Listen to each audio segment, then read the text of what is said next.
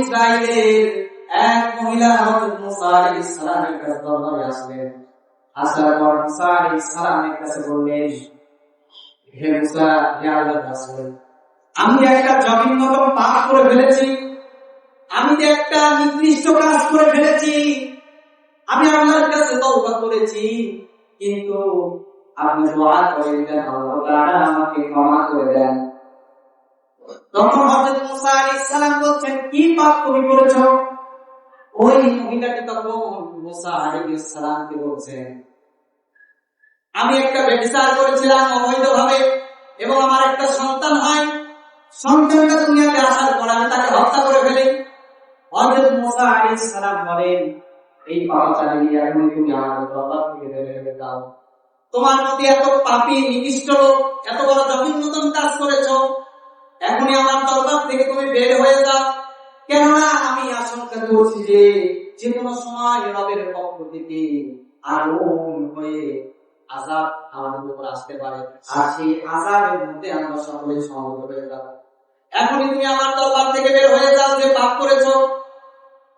সেই মহিলাটি হতভাঙ্গার হৃদয় নিয়ে মুসা আলাইহিস সালামের দরবার থেকে বেরিয়ে চলে গেলেন। জিবরাইল আলাইহিস সালাম আসলেন। আসার পরে হযরত মুসা আলাইহিস সালামকে বলছেন, আপনি কি জন্য তওবাকারীকে তাড়িয়ে দিলেন?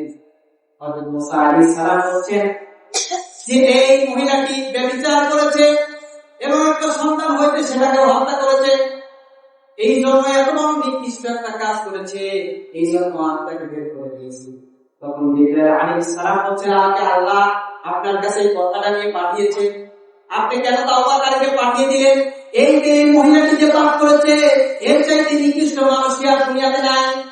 তখন হযরত মুসা আলাইহিস সালাম বলছেন, এর চাইতে আরো নিকৃষ্ট মানুষ দুনিয়াতে আছে, সে কে? হযরত জিবরাইল আলাইহিস সালাম তখন বলে দিচ্ছেন, এর চাইতে নিকৃষ্ট মানুষ হলো সেই ব্যক্তি যে ইচ্ছাকৃতভাবে দুনিয়াতে নামাজ পড়ে না। এর চাইতে নিকৃষ্ট মানুষ হলো সেই ব্যক্তি যে দুনিয়াতে ইচ্ছাকৃতভাবে নামাজ পড়ে না। মসজিদের বাইরে কেরাম হচ্ছে, কিন্তু মসজিদে আসার মতো তার ক্ষমতা হয় না। আছে না?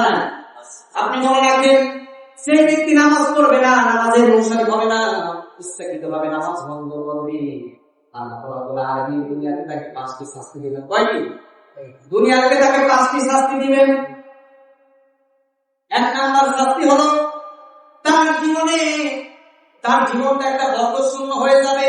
এই 5টা শাস্তি মনে রাখবেন তো। দেখেন তো দেখি, দুনিয়াতে 5টা শাস্তি, কবরের দিকে গেলে তো সময় পাবো না। দুনিয়ার 5টা শোনেন, তারপরে আয়াতের তাফসীরটা শেষ করে নামাজের দিকে চলে যাবে।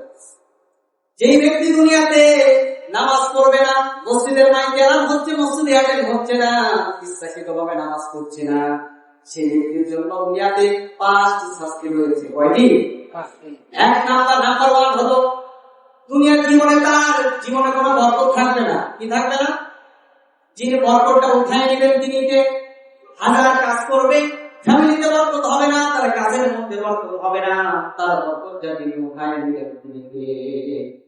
2 নাম্বার শাস্তি হলো তার চেহারা থেকে নেককারের জ্যোতি এত করে দিবেন কে?